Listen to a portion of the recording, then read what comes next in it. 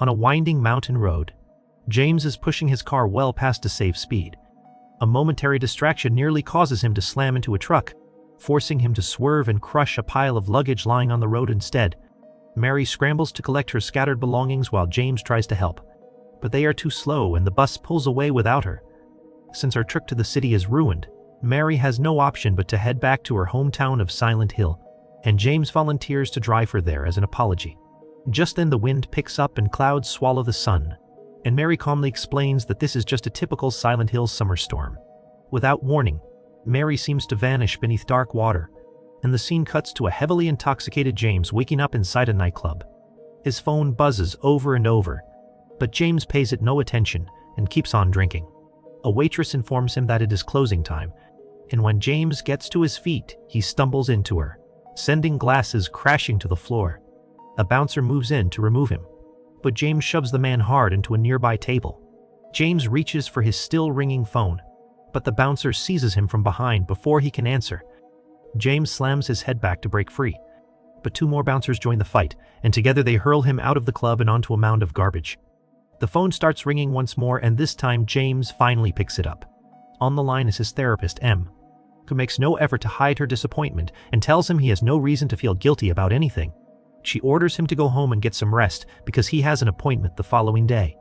Back at his apartment, James gazes at a portrait he painted of Mary, and her image floods his mind. He reaches for more alcohol to dull the pain, but finds that his last bottle has nothing left in it. He tosses the bottle across the floor and watches it tumble until it comes to rest against an envelope addressed in his name. James tears the envelope open and goes pale as he realizes the letter was written by Mary. She acknowledges how much time has passed since their split, but says something has not been right with her. Without hesitation, James jumps in his car and heads for Silent Hill in the dead of night through a violent rainstorm. When he reaches the mountain tunnel, he finds the entrance completely shut off. He turns back, drives to the nearby bus station, and settles in to sleep in his car for the night. As he sleeps, his mind drifts back through memories of the life he shared with Mary. After that first drive to her home, the two began dating and James chose to stay in Silent Hill to be with her. At times when they kissed, blood would trickle from her nose onto his face. Eventually, things fell apart between them. James returned to the city, and he slowly sank into alcoholism. Come morning, James resolves to continue on foot for the rest of the journey to Silent Hill. After trekking through the forest for some time, he notices the whole area has been swallowed in dense fog and a steady fall of ash. Not far from him, a woman named Angela is struggling with heavy bags and calls out to James for assistance. When he asks about the ash, Angela tells him that a massive wildfire swept through the forest that summer and only the rain finally put it out. The resulting floods overwhelmed the water treatment plant and poisoned the supply, leaving residents no choice but to abandon the town. Despite everything he has just heard, James chooses to press forward, his thoughts locked on Mary the entire time.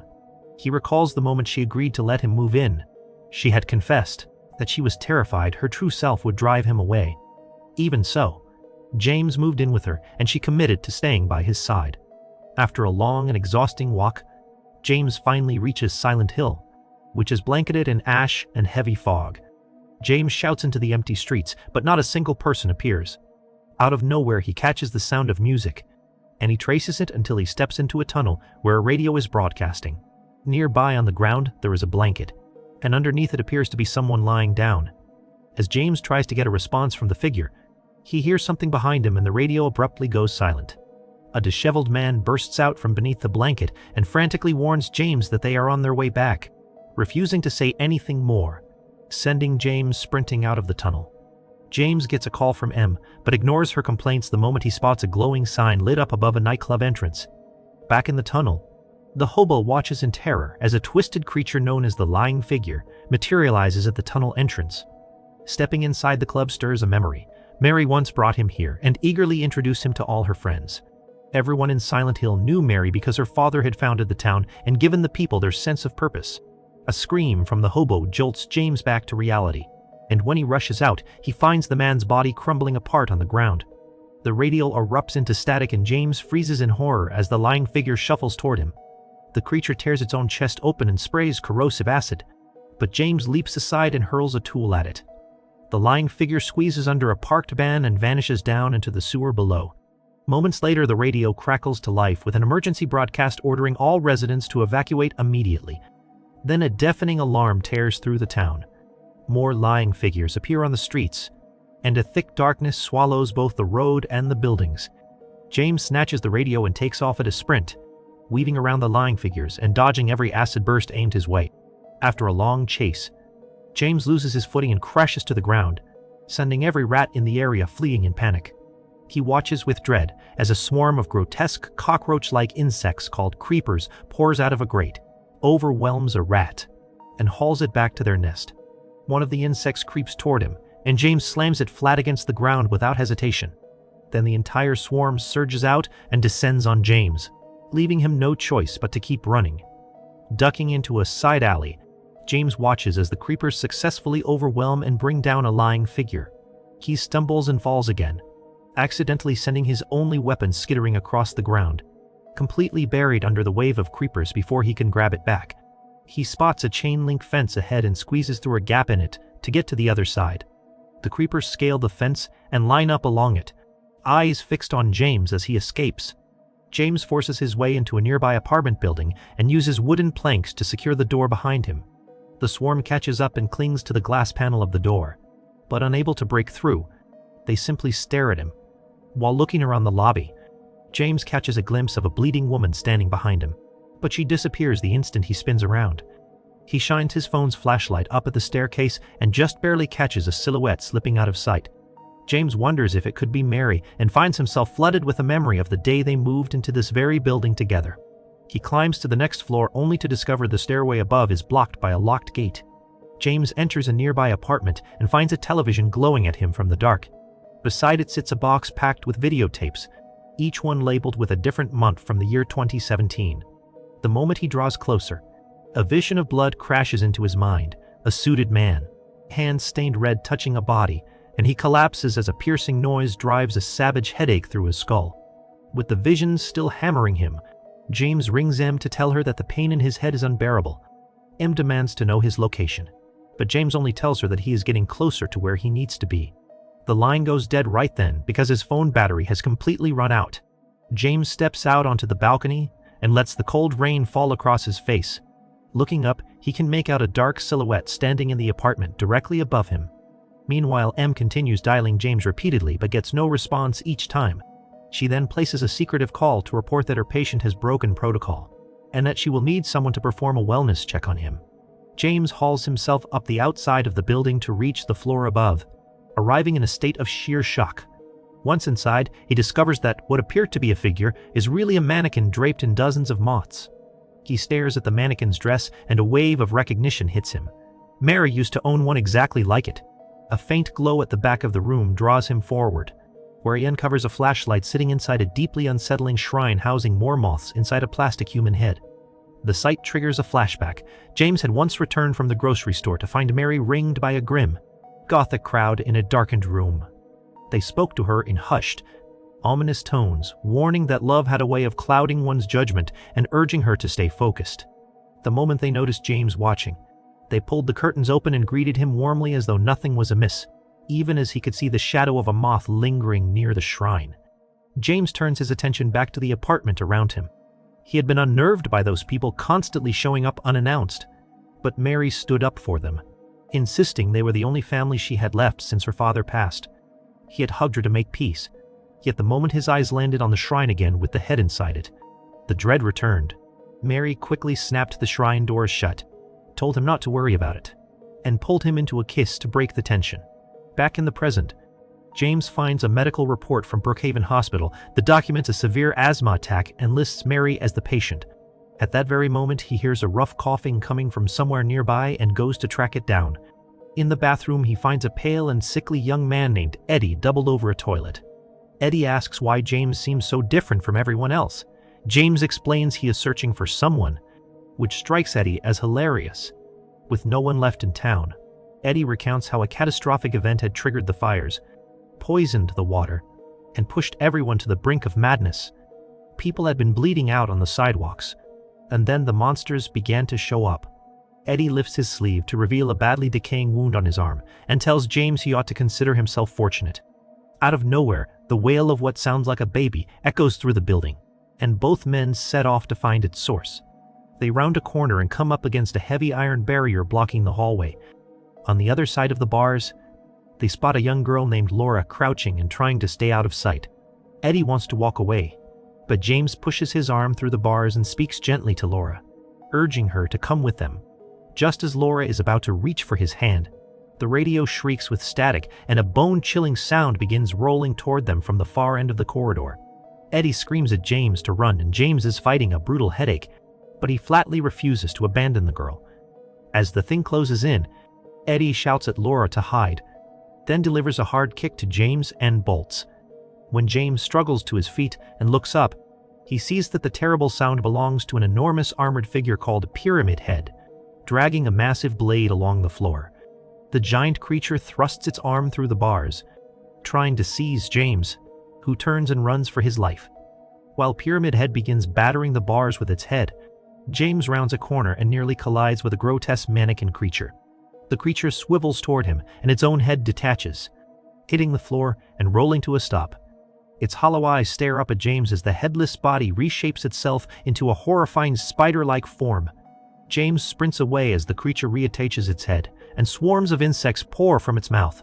He barges through a door into an apartment, only to find every single window boarded shut with no way out. He can hear the spider mannequin hunting through the rooms, so he squeezes into a closet and peers at it through a narrow crack in the wall. While the spider scours the apartment, Pyramid Head smashes its way inside as well. The spider launches itself at Pyramid Head, but the massive creature effortlessly throws it onto a table and beats it down. Then Pyramid Head swings its enormous blade and severs the spider's thrashing arms. Pyramid Head proceeds to pulverize the spider, and James has to clamp his own hand over his mouth to keep from making a sound. After the fight, Pyramid Head yanks the closet door open and peers directly at James, who glimpses a pair of unmistakably human eyes behind the metal helmet. Without warning, the town-wide siren erupts, and both James and Pyramid Head clutch their heads, screaming in pain. Hours pass and James stirs alone in the empty closet. He steps out and finds the room restored to normalcy, but Angela is lying motionless on the floor. When Angela tells him there is nothing he can do to help her, James rushes toward her begging for answers, but she fends him off with a blade. She then crumbles to the floor in tears. James rushes outside, and on top of a nearby wall he finds Laura, who calls out for him to catch her right before she leaps down. She is gripping a doll and proudly announces that Mary gave it to her. Just as James begins pressing her for more information, Laura notices something in the distance and takes off running. James gives chase, oblivious to the mysterious shape forming in the fog behind him. Laura ducks into a hedge maze at a nearby park, and James tries desperately to follow, only to become completely disoriented. A striking woman named Maria suddenly materializes behind him and wants to know what he is doing here. She explains that she wants to team up, because James is the first rational person she has encountered in weeks, and two people stand a better chance than one. Together they navigate their way out of the maze, but reaching the top of the outer wall, they find the spider creature is nowhere to be seen. Out on the street, the radio in James's hand suddenly erupts into screeching static. As a lying figure shuffles into view, the two of them duck behind a parked car, and Maria grabs hold of James's hand. The monster spits a small jet of acid on the pavement and then lumbers away down the street. Once the coast is clear, James spots a particular building nearby, and a buried memory forces its way back to the surface. He remembers a day in the city when he spotted Mary being pulled along forcefully by her strange companions. He had trailed them into an alley and found a tall fence plastered over with posters. He tore the paper off, pushed through, and discovered yet another fence waiting on the opposite side. Then he noticed smoke seeping up through the ground, cleared away the garbage, and uncovered a hidden trapdoor carved with strange symbols. He pressed a button to open it and climbed down into a network of underground tunnels filled with the sound of chanting voices. In the present, Maria leads James to the hospital, where he combs through patient files while she uncovers a collection of tapes containing recorded medical observations. A doctor's recorded voice lists a series of troubling symptoms and attributes them all to exposure to an unidentified substance. The recording ends with the doctor asking the patient to tell him her name. It is Mary. Maria mentions that the town had long been buzzing with whispers about a cult that went on worshipping Mary's father even after he died. The next recording reveals that the doctor had learned Mary consumed the cult's ritual potion for years and told him it made her feel complete. The recordings pull James back into the memory of what he witnessed underground. The robed figures had surrounded a masked Mary and were compelling her to drink a dark liquid from a small vial. They then laid her body on the ground and consumed whatever they drew from her. One of them had filmed everything with a video camera, meaning every ritual had been captured on the tapes James and Maria had just found. The visions slam to a halt as a fresh headache seizes James right as the town siren begins howling again. The moment his hand touches the floor, a creeping darkness bleeds across the room and everything around him begins to rot and decay. Maria drags James out of the room, but their path is immediately cut off by a section of the building that is collapsed in flames. Maria grabs a metal bar off an abandoned wheelchair, and the two of them take a different corridor in search of another way out. They race past rooms crawling with monsters until they stumble into one packed with disfigured nurses clutching medical tools. Every one of them is holding some kind of implement, and at first they seem completely frozen in place. Then one nurse starts slamming something against a gurney, and the sound jolts the entire room to life. The nurses surge after Maria and James, who tear through the nearest door and run as fast as their legs will carry them. They reach an elevator and hammer the buttons, but nothing happens. James chooses to stand and fight, luring nurses in and clubbing them across the head one by one with the metal bar. One nurse manages to slip inside the elevator and plunges a blade into Maria before James hurls the creature back out. James presses the buttons again and the doors finally slam shut, crushing several nurses' arms in the process. As the elevator climbs, James realizes that Maria's stab wound is bleeding far more than he can ignore. The elevator shudders to a stop between floors, forcing James to pry the doors open with the metal bar. He carries Maria to a nearby room and manages to find bandages to dress her injury. Maria remarks that judging by the way James looks at her, she must bear a striking resemblance to Mary. Visibly uncomfortable, James tells her to stay there and wait while he goes to check the floor above. He sets off up the next staircase on his own. At the top of the staircase, James runs into a locked door and has no way through. While he works at it, Laura steps up behind him and presents her doll, which has taken on a terrifying appearance and wails like a real infant. Laura screams at James for leaving Mary on her own, and the accusation pulls up a buried memory of him walking out of their shared apartment and leaving Mary behind. Laura pleads with him to find Mary before it is too late and then sprints away. James trails the girl down the hall until she disappears into room 318. The moment James steps into the same room, Laura slips back out and locks the door from the outside. He shouts and hammers his fists against the door, and then he hears a strange, low sound behind him. Suddenly, an enormous bed materializes on the ceiling above him, draped in giant hanging sheets, and Laura speaks through the keyhole, asking why he has come. The sheets fall away to expose a horrifying humanoid creature that leans over James, dripping blood from its nose onto his face just as Mary used to. He breathes Mary's name and the creature extends 4 arms and seizes him, forcing one hand deep into his mouth. James fights desperately for air while Laura's voice filters through the keyhole, telling him to come back only when he is ready. All at once, James jerks awake to find himself lying in a hospital bed. He thrashes in panic and a doctor rushes over to settle him down, telling him that he is in Brookhaven Hospital in Silent Hill. When James asks about Mary, Em walks in and tells him he has to let her go because Mary has been dead for months. James weeps as his mind struggles to reconcile everything he thought he remembered. That evening, something finally breaks loose in James's memory.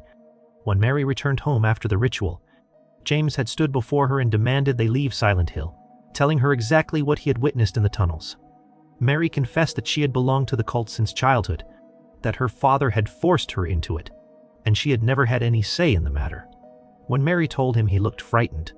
James snapped, grabbed her by the shoulders, and shouted that he was not afraid at all.